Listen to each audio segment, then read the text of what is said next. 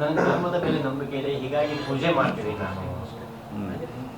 ಮತ್ತೆ ಇನ್ನೊಂದು ಕಡೆ ಸಿಟಿ ರವಿ ಅವರಿಗೆ ಹತ್ಯೆ ಮಾಡೋದಾಗಿ ಬೆದರಿಕೆ, ಲಕ್ಷ್ಮೀ ಹೆಬ್ಬಾಳ್ಕರ್ ಅವರ ಕ್ಷಮೆ ಕೇಳದೆ ಹೋದ್ರೆ ನಾವು ಹತ್ಯೆ ಮಾಡ್ತೇವೆ, ಸಿಟಿ ರವಿ ಮತ್ತು ಮಗನಿಗೆ ಬೆದರಿಕೆ ಹಾಕಿದ್ದಾರೆ. ನೋಡ್ರಿ, ಸಿಟಿ ರವಿ ಕೇಸ್ನಲ್ಲಿ ಸರ್ಕಾರ ಮತ್ತು ಸರ್ಕಾರದ ಸಪೋರ್ಟ್ನಿಂದಾಗಿ ಸತತವಾಗಿ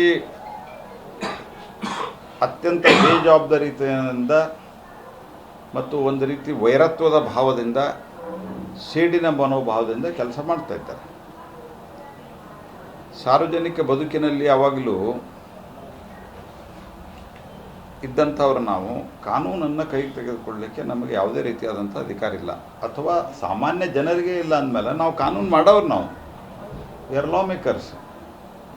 ಹಾಗಾಗಿ ಅವತ್ತೇ ಯಾರು ಸಿ ಟಿ ರವಿ ಅವರ ಮೇಲೆ ಹಲ್ಲೆ ಮಾಡಿದ್ರು, ವಿಧಾನಸೌಧದೊಳಗೆ ನುಗ್ಗಿ, ಅವ್ರ ಮೇಲೆ ಕ್ರಮ ಇಲ್ಲ.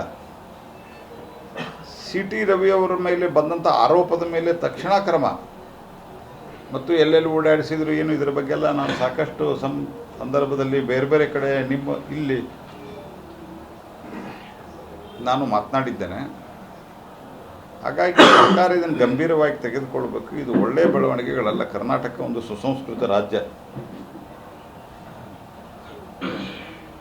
ಹಾಗಾಗಿ ಯಾವ ರೀತಿ ಬೆದರಿಕೆ ಕರೆಯನ್ನು ಮಾಡಿದ್ದಾರೆ, ಇದು ಸರ್ಕಾರ ಮತ್ತು ಪೊಲೀಸರು ಮನಸ್ಸು ಮಾಡಿದರೆ 1 ಗಂಟೆಯಲ್ಲಿ ಕಂಡು ಹಿಡಿತಾರೆ. ಅವ್ರನ್ನ ಕಂಡು ಹಿಡಿದು ತಕ್ಷಣ ಅವರಿಗೆ ಕಾನೂನಿನ ಕ್ರಮವನ್ನು ಜರುಗಿಸಬೇಕು, ಅವರಿಗೆ ಸೂಕ್ತವಾದಂಥ ಶಾಸ್ತಿಯನ್ನು ಮಾಡಬೇಕು ಕಾನೂನು ಪ್ರಕಾರ. ಇಲ್ಲ ಅಂದರೆ ಈ ರೀತಿ ಗುಂಡಾಗಿರಿ ಬೆಳೀತಾ ಹೋಗ್ತದೆ.